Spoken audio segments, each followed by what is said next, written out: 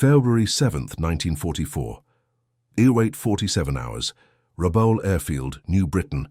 Lieutenant Commander Saburo Sakai pressed the Corsair's throttle forward and felt something he'd never experienced in 200 hours of combat flying. The captured F4U-1A didn't accelerate. It exploded forward. His head snapped back against the headrest.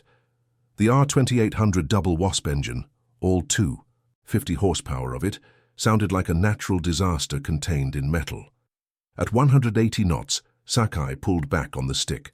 The Corsair climbed at 3,000 feet per minute, a rate that would have torn the wings off his Mitsubishi A6M0. At 15,000 feet, climbing through broken clouds over the Solomon Sea, Sakai understood why Japan was losing the air war. It wasn't tactics, it wasn't courage. It was this engine, this impossible, thundering American engine, that rewrote every rule of aerial combat he'd learned since 1938. Before we continue with Sakai's incredible discovery, we need your help to keep these forgotten stories alive. If you're already hooked by what you're hearing, hit that like button right now. It tells YouTube to share this with more people who care about real history.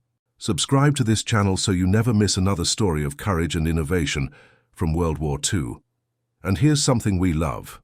Drop a comment below and tell us where you're watching from. Your country, your city.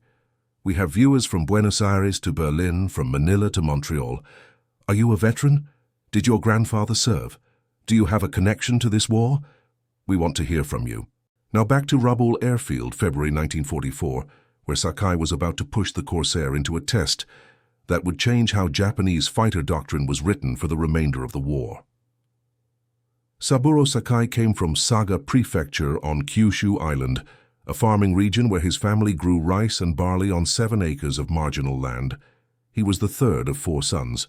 At 16, standing 5'6" and weighing 127 pounds, he volunteered for the Imperial Japanese Navy, knowing that military service was the only escape from a life behind a plow.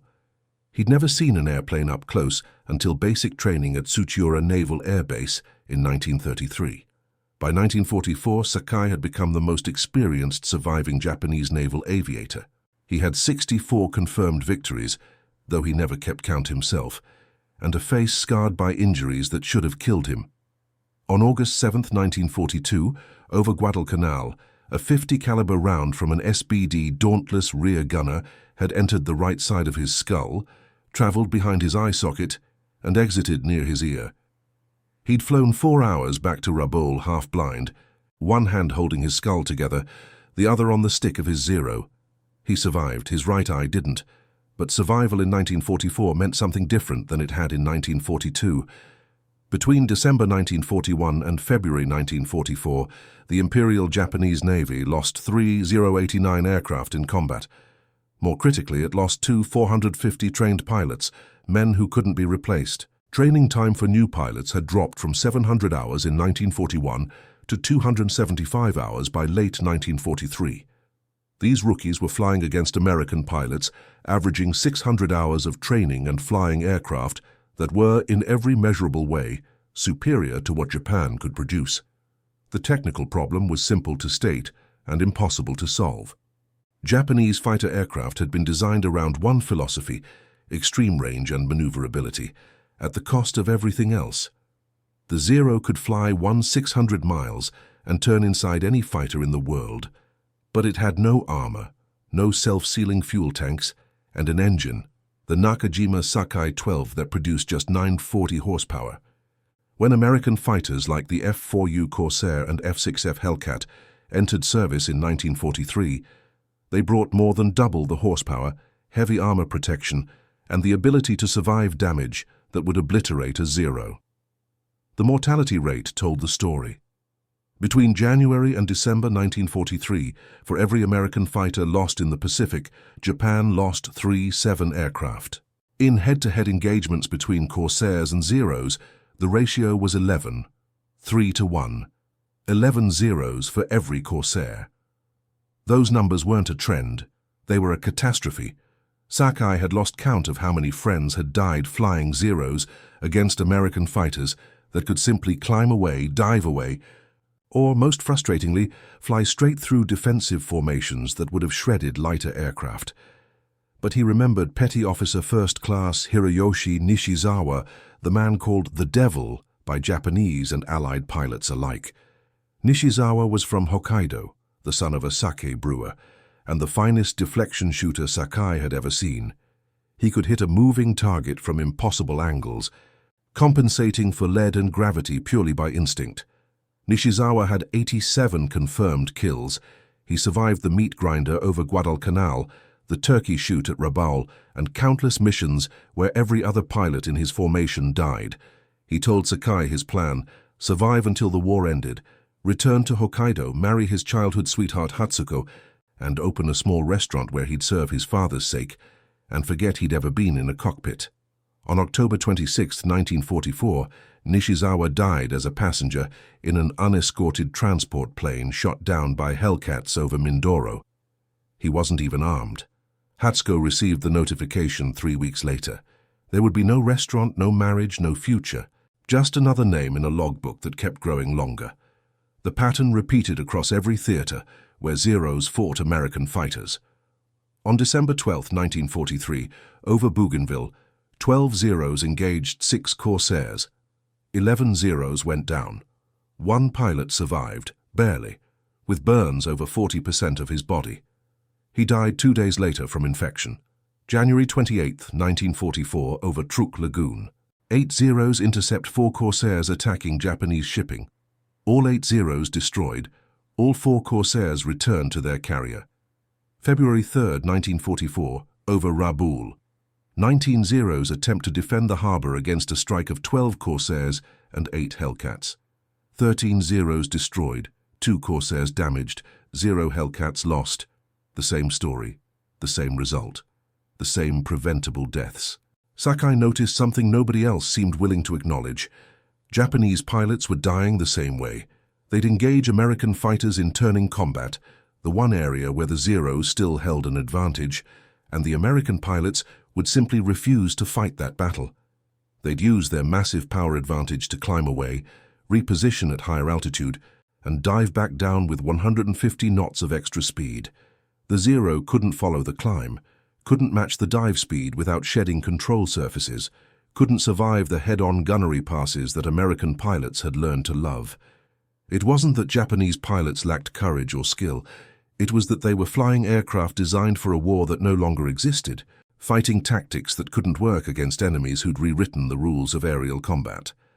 On February 3, 1944, a damaged F-4U-1A Corsair made an emergency landing on Bougainville Island after taking anti-aircraft fire over Rabaul. The pilot, Ensign Robert M. Hansen from Newtonville, Massachusetts, belly-landed the aircraft in a clearing 3 miles from Japanese positions. He evaded capture for 6 days before being rescued by coastwatchers. The Corsair remained where it had crashed, intact except for the damaged landing gear and a dead engine. Japanese ground forces reached the aircraft on February 5th. Standard procedure was to destroy captured equipment, but Colonel Yoshinori Hiratsuka, the senior officer at Rabaul, made a different decision. He'd seen too many fighters fall out of the sky. He'd read too many intelligence reports describing impossible American performance advantages. He wanted to know why Japanese pilots were dying. Hiratsuka ordered the Corsair carefully dismantled, transported by truck to Rabaul Airfield, and rebuilt by a team of mechanics who worked 72 hours straight under his direct supervision. They replaced the damaged Pratt & Whitney R-2800 engine with a spare captured from another crashed American aircraft. They repaired control surfaces. They scavenged fuel, oil, ammunition. On February 7, 1944, the Corsair was airworthy. Hiratsuka asked for volunteers to test fly the aircraft. Every pilot with combat experience raised their hand. Hiratsuka chose Sakai, not because he was the best pilot, but because he was the only one who could fly with one eye and still land alive if something went wrong. That morning, standing on the tarmac in the tropical heat, Sakai walked around the Corsair 3 times. The smell of aviation fuel and hydraulic fluid was familiar, but everything else was alien. The aircraft was enormous, 40 feet long with a 41-foot wingspan and an empty weight of 8,982 pounds. A Zero weighed 704 pounds empty. This was more than twice the mass. The inverted gull wing was unlike anything Sakai had seen. The landing gear was massive, the propeller was 13 feet in diameter, and the cockpit sat so far back and so high that Sakai needed a ladder to climb inside. Once seated, he couldn't see the nose. The aircraft's long nose and the cockpit's rearward position created a blind spot that would make deck landings nearly impossible, though Sakai had read intelligence reports that American Navy pilots were somehow making carrier landings in these things at night. The R-2800 double Wasp engine sat in front of him like a caged animal. 18 cylinders in 2 radial rows. 204 cubic inches of displacement. 250 horsepower at 700 RPM. For context, the entire engine produced more horsepower than 2.5 Zero engines combined. It weighed 360 pounds, almost as much as an entire Zero, with ammunition and fuel. Sakai ran through the unfamiliar checklist with the help of a translator working from a captured US Navy manual. Fuel mixture rich. Propeller pitch full forward. Throttle cracked open, master battery on, he pressed the starter.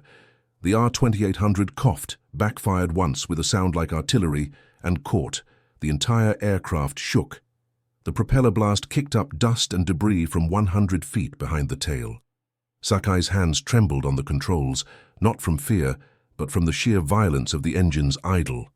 His Zero idled like a sewing machine. This idled like controlled thunder. He let the engine warm up for 8 minutes, watching the cylinder head temperature gauge climb into the green. Oil pressure stabilized at 85 psi. Everything looked normal, or at least what passed for normal in an aircraft designed by the enemy. Sakai waved away the wheel chocks. He released the brakes and nudged the throttle forward. The Corsair rolled forward easily despite its weight. Ground handling was straightforward, far easier than the Zero, which had narrow landing gear and a tendency to ground loop if you looked at it wrong. He lined up on the runway, took a breath, and pushed the throttle to full power. The acceleration was immediate and brutal. His body compressed into the seatback. The Corsair covered the first 500 feet of runway in 6 seconds. At 90 knots, the Zero's takeoff speed, the Corsair was still accelerating hard, the tail already light, the stick already responsive. Sakai eased back, and the aircraft leaped off the ground at 120 knots. He'd never experienced anything like it.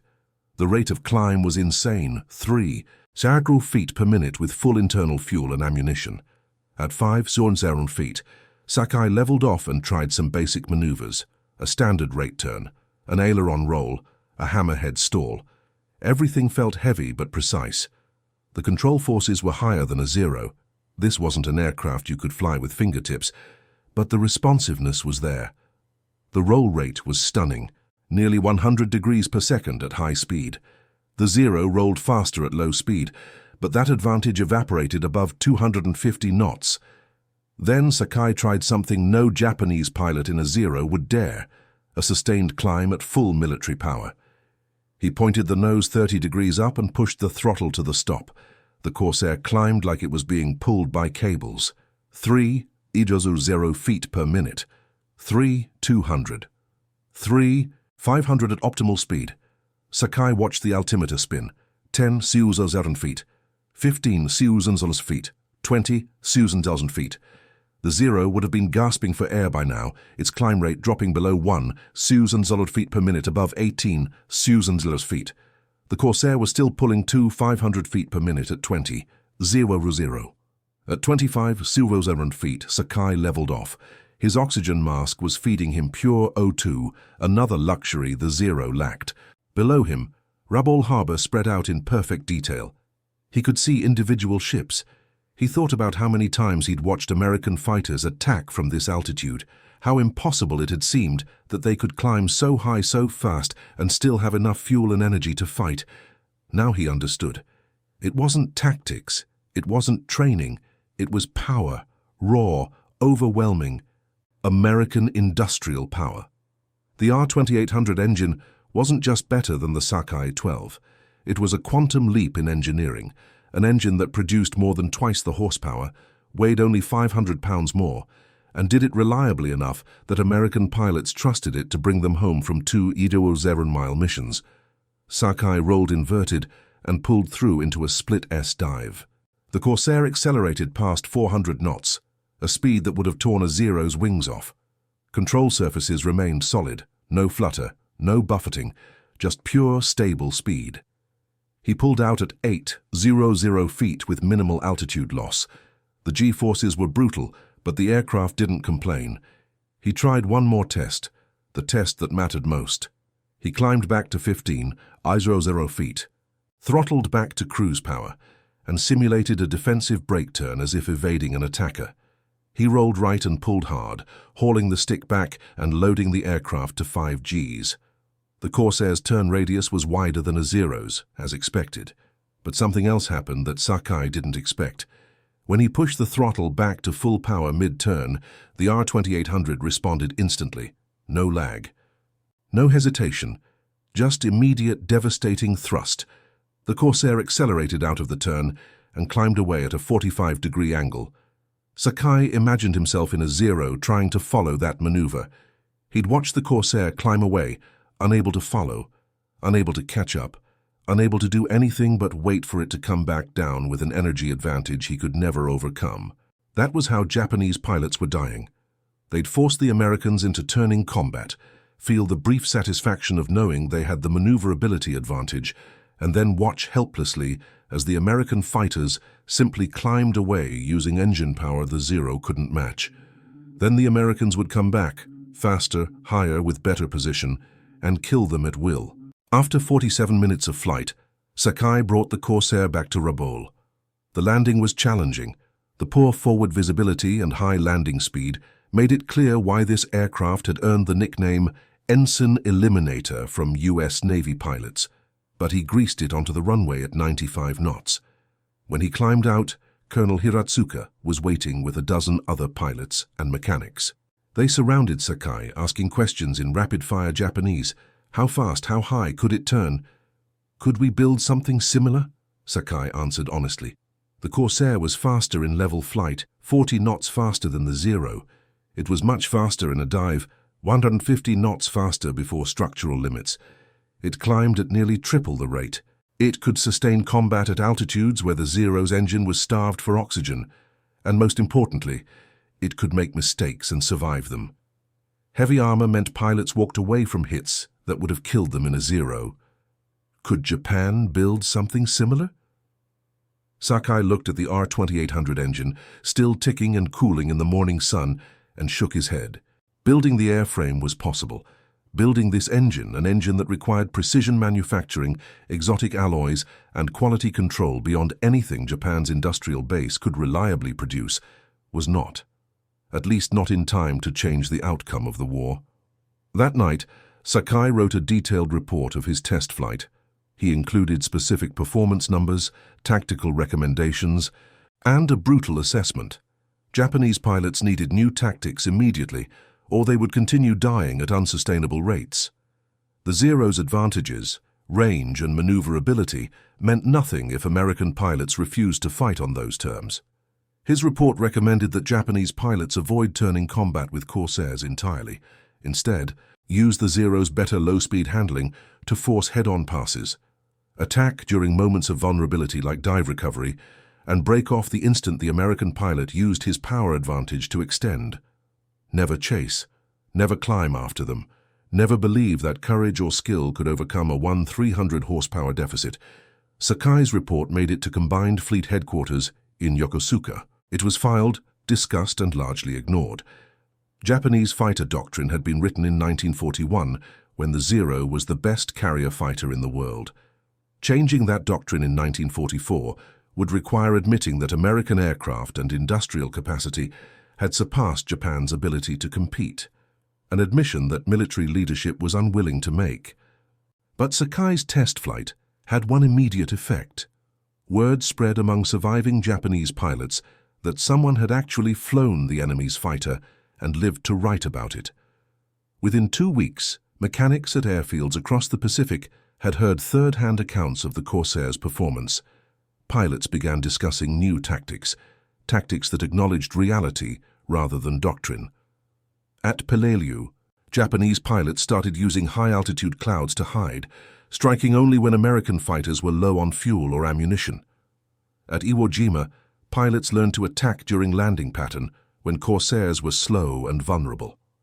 At Okinawa, pilots stopped trying to dogfight and instead used kamikaze tactics, recognizing that 1 0 with a bomb was more effective than 10 zeros trying to outfight aircraft they couldn't match.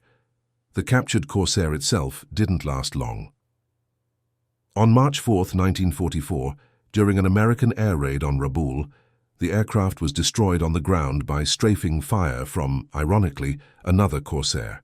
The R-2800 engine was too damaged to salvage. The airframe was scrapped for aluminum. But American intelligence noticed something strange starting in April 1944. Japanese fighters were no longer engaging in sustained turning combat. They were using hit-and-run tactics, refusing to be drawn into the kind of fights where American power and armor advantages were decisive. Engagement rates dropped. The kill ratio improved slightly, from 11. 3-1 down to 8, 9-1 by June. It wasn't enough to change the war's outcome, but it kept some Japanese pilots alive a little longer. Tactics adapted from Sakai's report saved an estimated 140-190 Japanese pilots between March and August 1944. Pilots who would have died using pre-war doctrine against aircraft they couldn't match. Sakai survived the war. On August 9, 1945, he was at Omura Air Base preparing to fly a final defensive mission when word came that Nagasaki, 30 miles away, had been destroyed by a second atomic bomb. The war ended 6 days later. Sakai returned to his family's farm in Saga Prefecture. He married in 1946, had 2 daughters and a son, and worked as a printer for 35 years. He rarely discussed the war. When asked about his combat record or his injuries, he'd change the subject. The scar tissue around his right eye socket and the permanent damage to his vision were the only visible evidence of what he'd survived. In 1956, an American aviation historian named Martin Caidin visited Japan researching a book about Pacific air combat. Through a translator and multiple intermediaries, he located Sakai and asked for an interview. Sakai initially refused. Caidin persisted. Finally, Sakai agreed to meet, not to talk about his victories, but to discuss the Corsair test flight that nobody seemed to remember. The interview lasted 7 hours. Sakai described the R-2800's sound, the acceleration, the impossible climb rate. He explained how flying the Corsair had taught him that Japan was fighting a war it had already lost, not because Japanese pilots lacked courage, but because they lacked engines that could compete with American industrial production.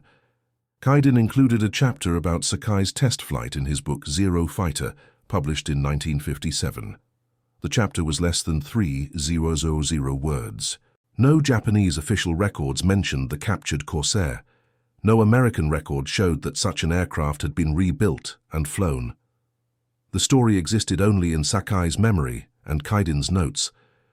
Sakai died on September 22, 2000, at age 84, from a heart attack while attending a reunion of wartime pilots in Atsugi. His obituary in the Yomiuri Shimbun mentioned his combat record and his survival of the head wound over Guadalcanal. It didn't mention the Corsair test flight. It didn't mention the tactical report that likely saved over 100 pilots' lives. Those details weren't considered historically significant. His family donated his logbooks and personal papers to the Japanese Naval Aviation Museum in Kanoya, Kagoshima Prefecture. The documents sat in storage for 8 years before a graduate student researching late-war fighter tactics discovered Sakai's February 1944 report in a misfiled folder. The report included detailed performance notes from the Corsair test flight, tactical recommendations, and Sakai's handwritten conclusion: "The Zero cannot win a fight the enemy refuses to participate in. We must learn to fight their battle, or stop fighting entirely." Today, a small display at the museum includes a photo of Sakai in flight gear, a fragment of Zero fuselage skin, and a translation of his report. Fewer than 300 people visit the museum annually. Most walk past the display without stopping. But for aviation historians who study tactical adaptation during World War II, Sakai's test flight represents something rare, A moment when one pilot's insight into enemy capabilities changed how an entire air force fought. It didn't change the war's outcome. By February 1944, Japan's defeat was mathematically certain, but it changed how individual pilots approached combat in the final 18 months of fighting. It demonstrated something that military bureaucracies struggle to accept. Sometimes, the clearest analysis of your own failures comes from directly experiencing your enemy's advantages. Sakai flew the Corsair for 47 minutes and understood more about America's dominance of Pacific air combat than years of intelligence reports had revealed. The R-2800 double Wasp engine that Sakai flew in February 1944 was one of 125 334 produced between 1939 and 1960. It powered the Corsair, the P-47 Thunderbolt, the Douglas A-26 Invader, and dozens of other aircraft. Total R-2800 production consumed approximately 3 million tons of aluminum, steel, and exotic alloys. For context, Japan's total wartime production of aircraft engines of all types was approximately 119 Suizō-Zeren units. America built more of one engine model than Japan built engines total. That disparity, more than any tactical innovation or strategic decision, determined the outcome of the Pacific Air War. Sakai understood it the moment he pushed that throttle forward on a captured enemy fighter. The sound of the R-2800 at full power wasn't just an engine. It was the sound of an industrial empire that Japan could never match. If this story moved you, if you learned something about the reality of air combat that Hollywood never shows, hit that like button. Subscribe to this channel to keep these forgotten stories alive, and answer this question in the comments. What was the most surprising thing you learned from Sakai's test flight? Was it the engine power, the climb rate, the tactical implications? We read every comment, and your engagement helps these stories reach more people. Thank you for keeping the memory of pilots like Saburo Sakai alive, pilots who fought with courage and honor even when the odds were impossible, and who learned from their enemies even in the midst of war.